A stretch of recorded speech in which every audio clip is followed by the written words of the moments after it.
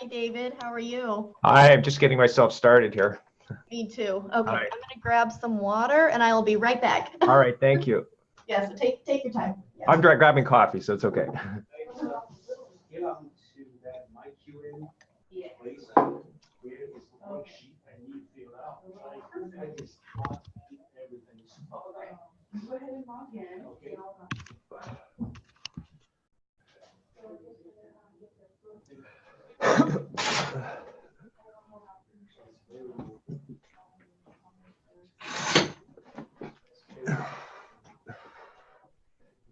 Can I keep this? Do you mind? Because you know what I'll do is when you leave, I'll make sure that everything we mark, I'll just check it over again. Okay, I think we're All right. both ready now. Yeah, that's okay. I'm a little early. Perfect. Turn you up a little bit. Okay, perfect. So because you're the only applicant or the only participant, it'll go quick, quick, quick. Oh, I didn't know that. It sounded interesting. Meg has been talking about voice threads, and I thought, okay, what's that about? So, Oh, good. So you already work with Meg and yeah, she talked a few times about it, and I thought, well, and maybe it can add some variety to the way I communicate with students. So, it's basically a fancy discussion board, oh, okay. pretty much. Where Okay. I'll show you a couple examples and we'll just kind of tailor it to you since you're the only participant. All right, that's good. So when we're in your course, I'll just go ahead and dive into how you add it All right. and what it looks like. So Okay. how to get there? I just go to course materials and I Okay. chose week 1. But of course you can do it wherever you want to. Okay. You're just going to go to tools and then hit VoiceThread. Okay. So we could even name it, chapter 1 discussion if you wanted to be specific. You could do introduction forum. Okay. You could get kind of creative, but we'll just call it VoiceThread. Okay. We'll just use one that I've already done Okay. here. Okay, and then it will show you the course name and these student submissions as well. Okay. So here we'll just pull open one that Meg did because I copy a lot of her stuff. It's pretty much a PowerPoint idea, Okay. but the discussion board piece is on the left where you can see the student submissions. Oh, And then my name is Lacey, and so you can see that I responded to her. okay. And the students can respond in like 5 different ways. So there's text, they can phone it in, audio, video, or they can upload. When you say phone it in, like I understand audio because that'll just get recorded as the response to the original prompt or whatever, or to someone else's post. But what is phoning? How is that getting? You can use your phone to make the comment. So it's kind of mobile friendly in a way. It's just recording you over the phone if you don't have a microphone. Right. Oh, So then okay. you would enter your phone number 7. Hi. And then you can add it in that way. Hi, Hi. how are you?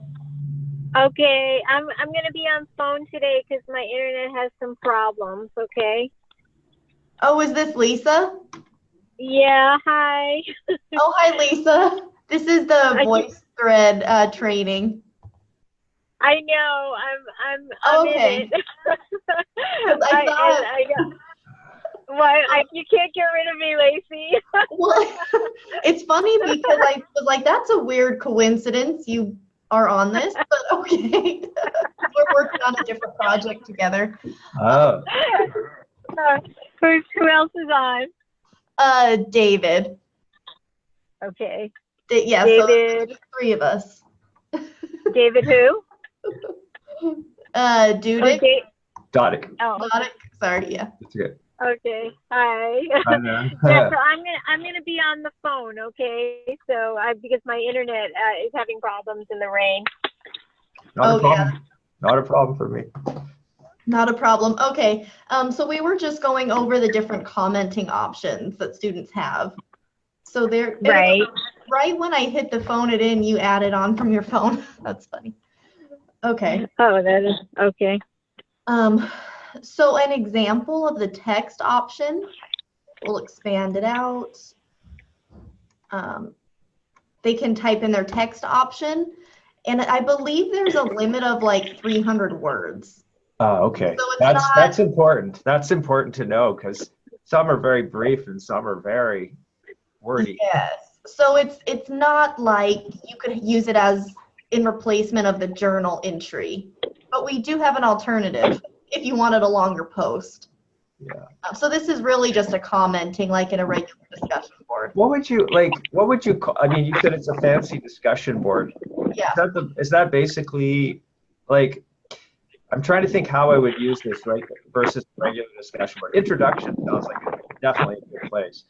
But for them to, I guess, on a regular basis, to respond to things, and I guess my course is more theoretical than some. Mm-hmm. I'm wondering if the discussion board is like the place to put the prompts, or if I could incorporate this into the unit, or when would you use this? Like, what are some examples, I guess?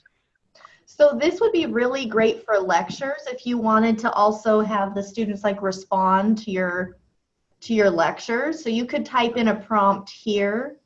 We can actually do that. We'll just type it in. What do you like about it? Okay. We'll say why. David, what do you teach? Where do you teach? Save. Just so I have like an idea. 'Cause So what? I'm teaching instructional design models. And Okay. is the reason but I also am going to be developing a course for online, which is not, Yeah. it's going to be for undergrads, like a general education course for undergrads. And of course, they're very more tech savvy than I am in some ways. So I'm just trying to think if the appeal of this commenting might be something they could use, or maybe my graduate students. But in my course, it's just a little bit more theoretical. So I'm trying to think where I could put this. Yeah. Okay, so are you saying that you're talking about VoiceThread as commenting instead of calling it VoiceThread? Just because I came on like a couple minutes late. So what's commenting versus using VoiceThread?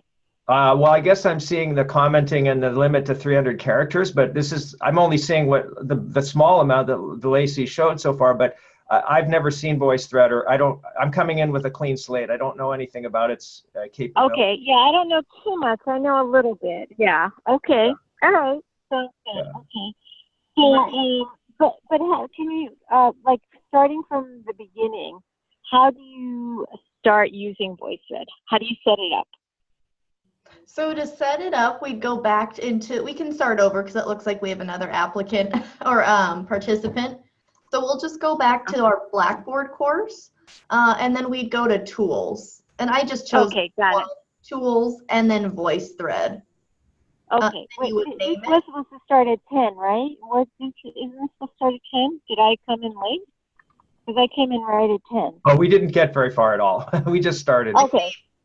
Yeah. Okay. Yeah, no, that's fine. That's fine. I just was checking. Okay. All right. So, got it. It's under Tools. Yep. Yep, it's under Tools. And then we'll just use one that I've already created so you can see a completed version. Right. It's like a discussion board in the way that students can interact with each other. The main difference is that they can add in like a PowerPoint with it. Okay. So it's kind they of can like they can attach things. They can attach things. Yes, they can attach pictures. YouTube? Can they attach YouTube? Yeah. Okay. Yeah, we'll definitely get to the creation piece. So this is like a completed one that the instructor would make. So in the context of instructors, you could use it as a lecture. So you could film this, like maybe with Snagit, and then you could have your audio overlay with it as well. So Lacey, just not to disrupt your flow or anything, the advantage I see already is that when I upload a PowerPoint, let's say as an attachment in Blackboard Classic, it's not as visible as it is here. They can see the PowerPoint immediately large on the screen, right? Yes, so we'll definitely do the student preview as well, like from the student perspective. But yeah, you'll see a big screen just like that. They'll see the different the commenting on the left as well. Yeah. And then So my concern, uh-huh. my concern with VoiceThread was, and I remember I tried to use it in the past, like I think it was another QM class or online, and there were issues with accessibility for it. Have those issues been resolved for students with disabilities?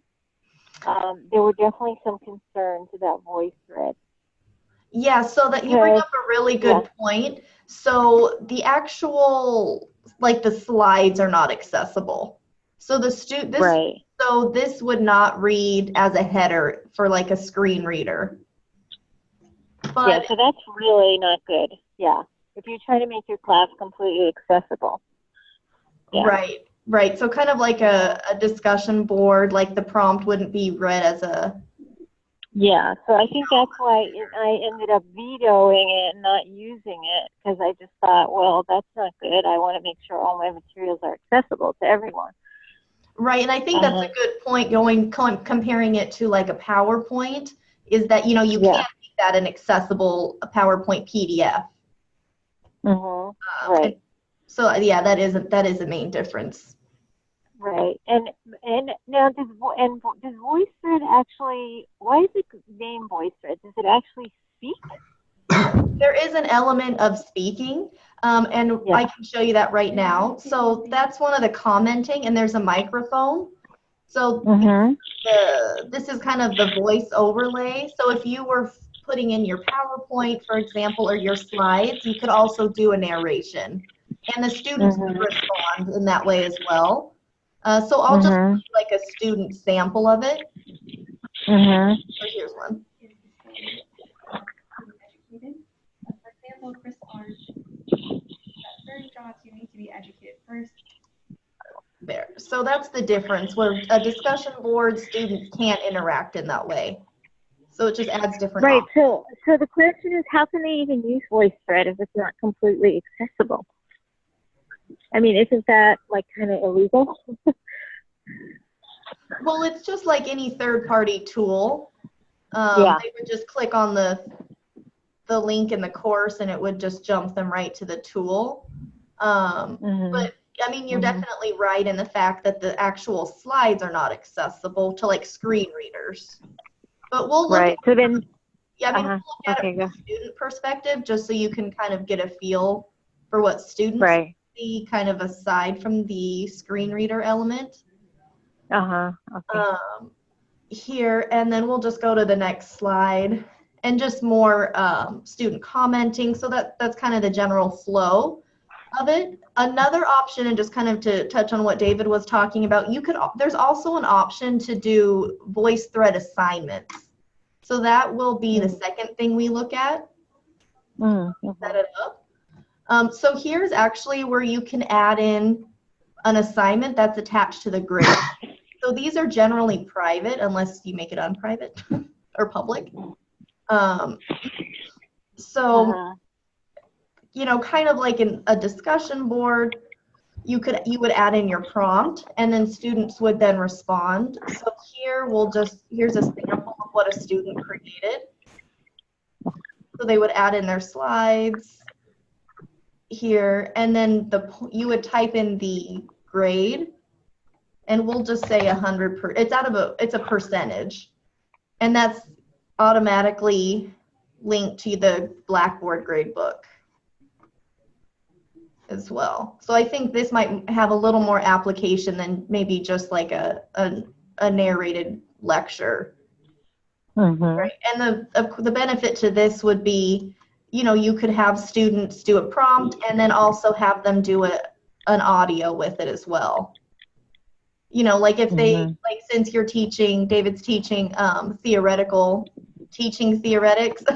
you know, maybe have them do a lesson plan, submit it, and then teach 5 minutes of it. Well, actually, this would be very good. Yeah, this would be very good for a group project if they could all contribute to it. And I wonder, would they be able to do that? And then I guess have it be linked to the gradebook so they could all contribute to it? Is it something they'd have to do before and then they'd upload it? One person would upload it, or could they all collaborate on it in real time? So for the VoiceThread assignment, it's an individual thing. It's an individual. The students can contribute to one regular VoiceThread, but one person, whoopsie, it popped me out. One person owns it, and then. But one person owns it, right? Exactly. So you. How would they simultaneously work on it? How would they do that? Like in his case, how would they all go onto the VoiceThread? Or would they be like you add today, you add now, I'll add in 10 minutes. How would they like do that? Mm-hmm. Trying to picture this. The creation side to it? Yeah, like let's say, I think that idea in theory sounds great. Okay, they're creating maybe like a group lesson plan, and then they all have to like present it. But how would they do it as a group? Mm-hmm. I can definitely show you the options. It is a little bit limited in that way. Kind of like a regular discussion board where they can't really synchronously add to it at the same time. But I can definitely show you kind of the options for that. So how students add and how faculty add. It's just on the course feed, and it's the right where it says add your own. And we'll just create your own PowerPoint, or sorry, VoiceThread. Add media. So then here are the options that you can use to create. So you can mix and match. The first one is from our computer. So I'll grab the intro slide here, and we'll just call it title slide. And then there's a bunch of playback options. So here's kind of where you can customize it a little bit. So allow commenters to add slides. You could, but there's not really like a grouping option like how you would create in Blackboard itself. It's not like they're not editing other people's works. They're adding something new, but not editing something that already exists. Right. Okay. Right. So the other side to that is you could have them all work together, and then one person uploads all the. Yeah. That's what they do in Blackboard right now. So I thought maybe this would be a little bit more cooperative, but I mean, it looks good, and they can comment on it and add new things. So that side of it's nice, but it's the same process. Basically, one person owns it, and then I assume that one person gets the grade, and then you manually assign the grades to the other people in the group. Yes.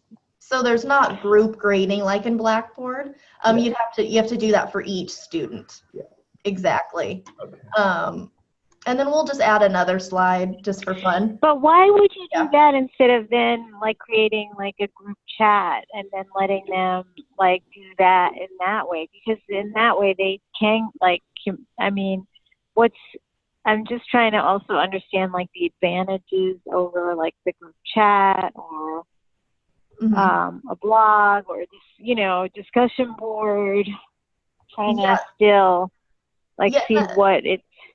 Yeah, and you make a good point. This is not a synchronous discussion. This is not a synchronous tool like Zoom or Blackboard Collaborate. They would have to collaborate on their own first and then jump into VoiceThread to create this. Like Google Docs, you could share a Google Doc on our platform and they could all collaborate. Exactly. Right. With that one, and then they can add to it with a Google Doc for sure. Yeah. Right, and exactly. Everyone's invited, Yep, or like the wikis in Blackboard. Yeah. It's that idea, except with that one, the difference is they can add in like the audio, audio commentary, and then have like an actual PowerPoint feel to it. Yeah. What just, I don't want to distract from this, but what is the wiki that we have? What is it limited to in terms of the media that they can post to it? Is it just URLs or is it like blog posts, or what does it look like, say, compared to this? It has the same features as a discussion board. So all the tools have the same text editor. The main difference is that the students can edit one document. So it will say Joe edited at 5. David edited at 5:06. Great, And thank it's you. on one feed. Yeah, thank you. Yeah, and I can show you how to add that at the end too, Perfect, if perfect. you want to get into that. So then we'll just get into, into the grading side to it, just so you can see that element. So a normal voice thread is not it's not connected or integrated to the gradebook. So that's kind of the main difference. For gradebook integration, you would have to do voice thread assignment for that integration. Yeah. And how do you do that? How do you set up voice thread assignments? We'll add a brand new one. Tools, voice thread. We'll just call it BT. And then at the bottom, or just scroll through the grading, just type in your point value. We'll just call it 10, like a regular. Oh, I see. Submit, and then, yeah, I kind of got ahead of myself, so I'm glad you slowed me down. So when you actually launch VoiceThread, you'll have 4 options. So the course overview is like the lectures that you can narrate, basically. And then the assignment builder here is where you have the options for students to create a VoiceThread themselves. So you want them to create, and this we'll just call it please introduce yourself. So in that way, one thing I see, like, for example, I have, like, my students the first week, they introduce themselves, right? And they have to say a couple of things, and they have to link into cultural issues. So they could create, like, a voice thread as an introduction. That would be one use of it. Yes, and with that, that would be pretty straightforward. Yes, exactly.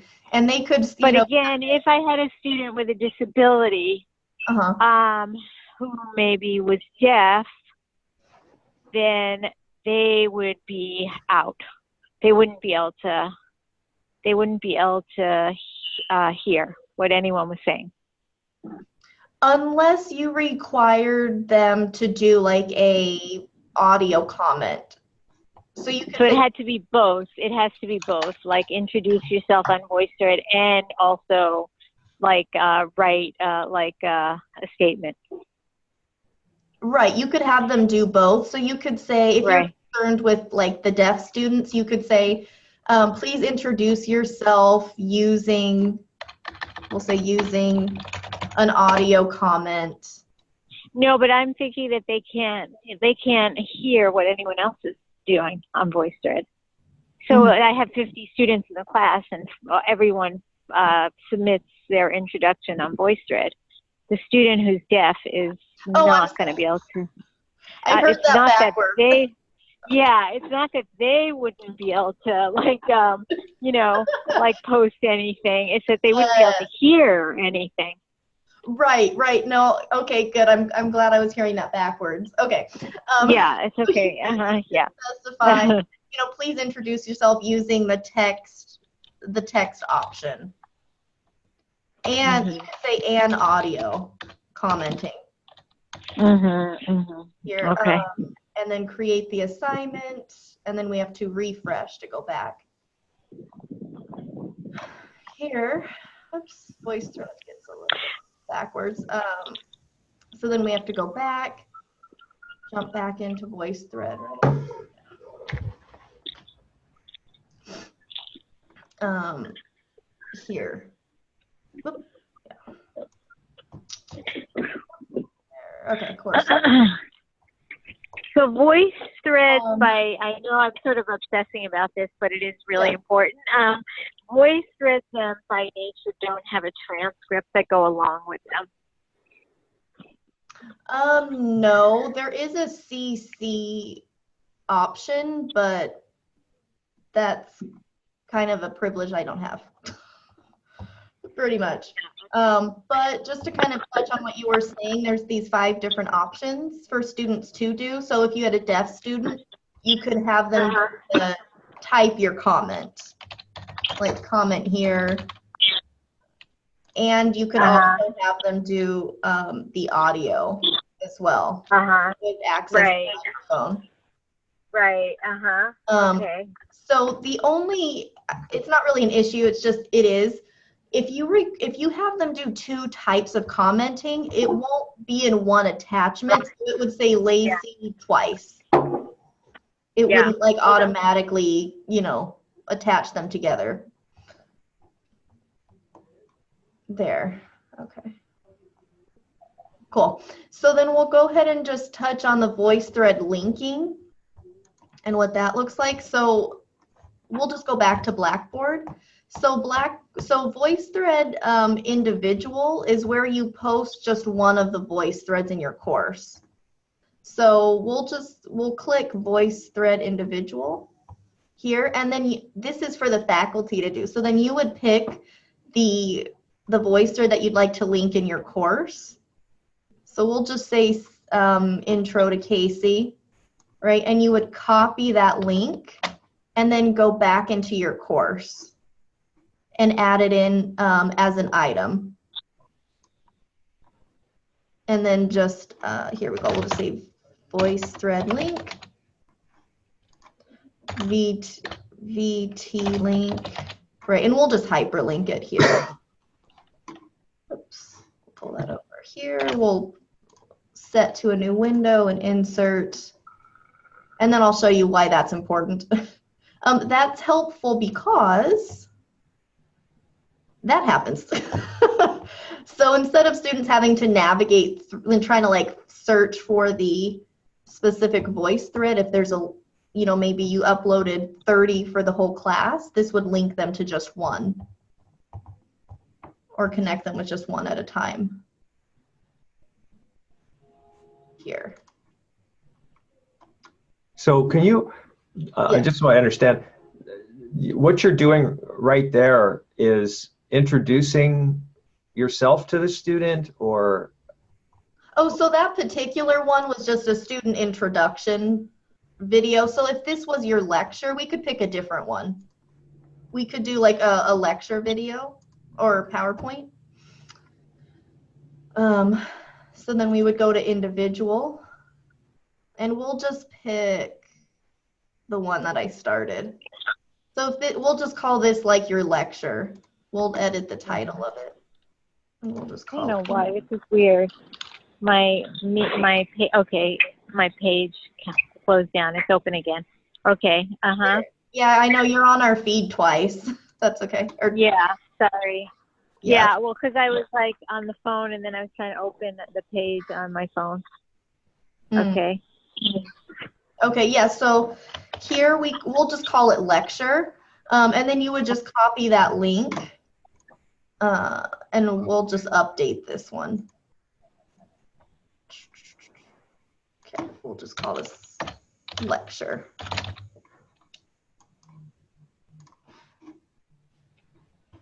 Okay, it popped up on my other screen here. Okay, insert, submit.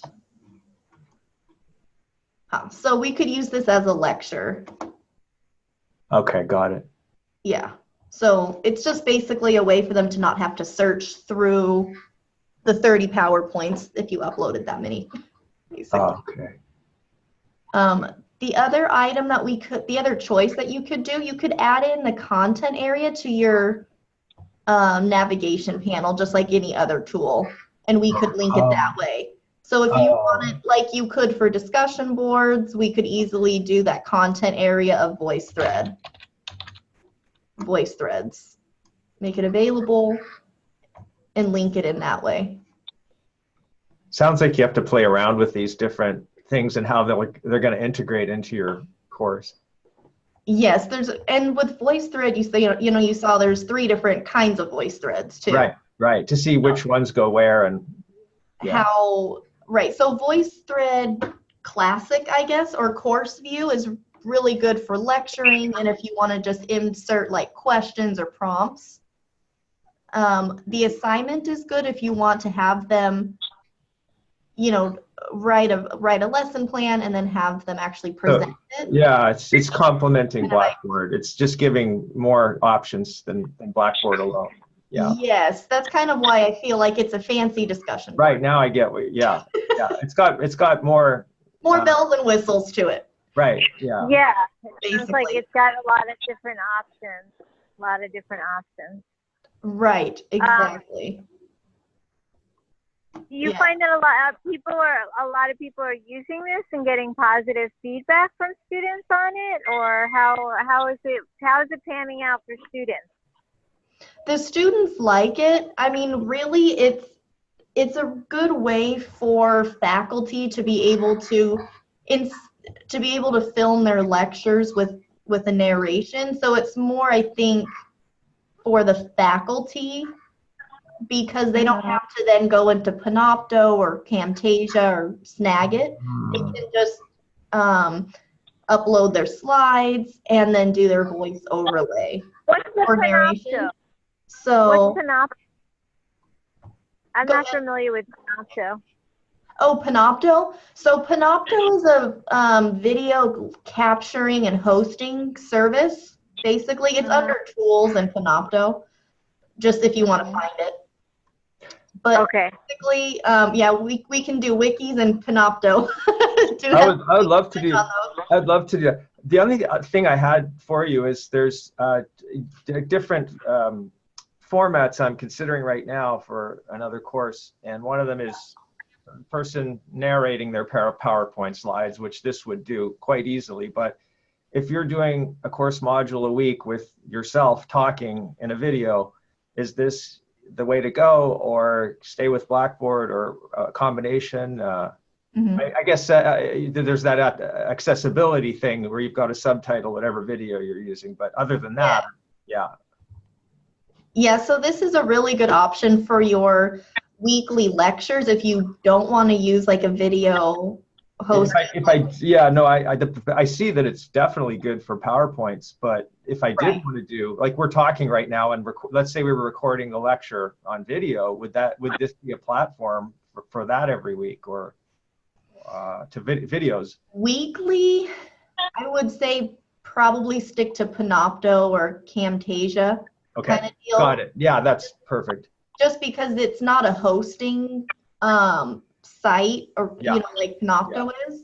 So I mean, this is really good if maybe a couple times in a class. Yeah. But you're not going to be like, you're not going to record yourself speaking like we are right now and post it here so much. Right. It's with video.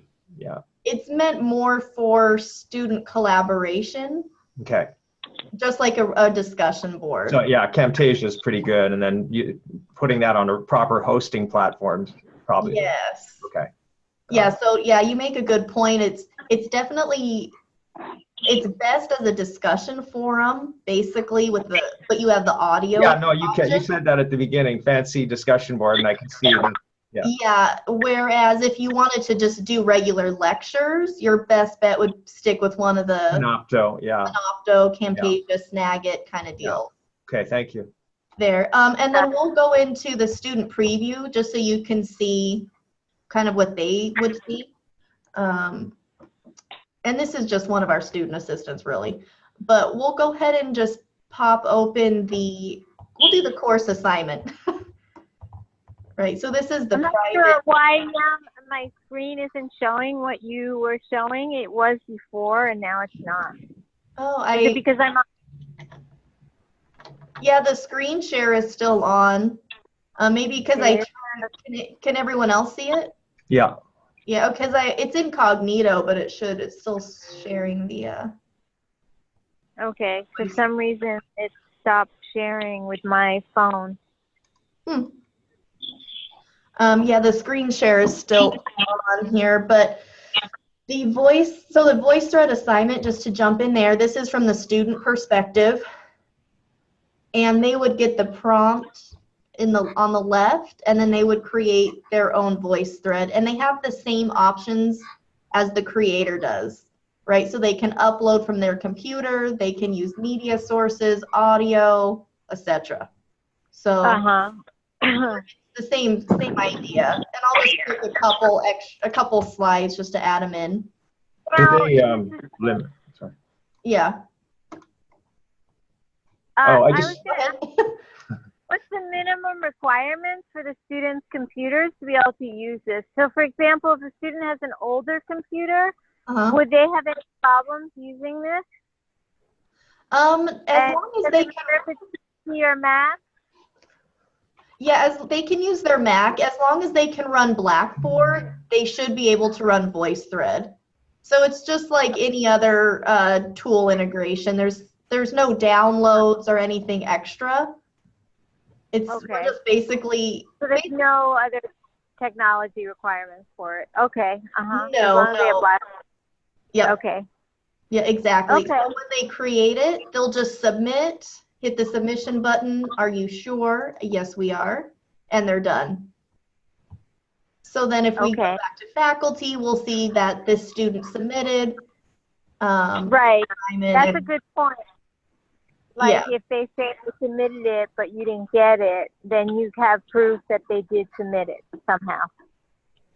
Yes. And they So- can take a screenshot of the confirmation that they submitted it. So you can always say that, take a screenshot of your confirmation that you submitted the work in case Yes. there's any issue. So then if, yeah, Okay. so if we go back to the faculty view, we'll Yeah. see that Callie, our student assistant, submitted, and then you would type in the percentage out of 100 that you think you got. Right. Oops, Okay. Looks like the audio's on there. Okay. And it is automatic grading as well. So you don't have to grade it in VoiceThread and then go back and Blackboard. It's totally integrated there. That's fine. Uh, Sorry, David, you had a question? Oh, it's a very small one. I just wondered if it's like they're limited to 300 words, if they're limited in the size of the video that they can submit.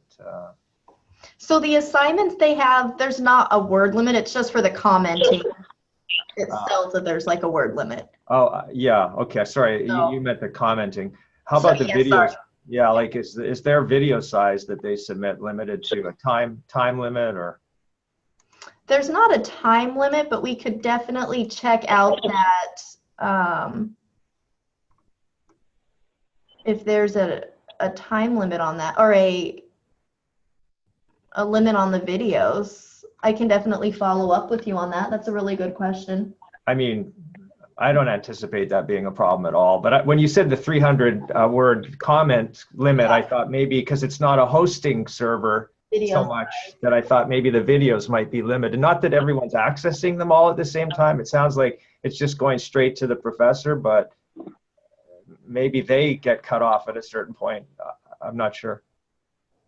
Yeah, so the commenting does have the limited words, but the actual assignments don't. Or if you're creating a new assignment or a new VoiceThread, there's not like yeah, just that my only thought is because this isn't a kind of a high bandwidth video hosting platform, so maybe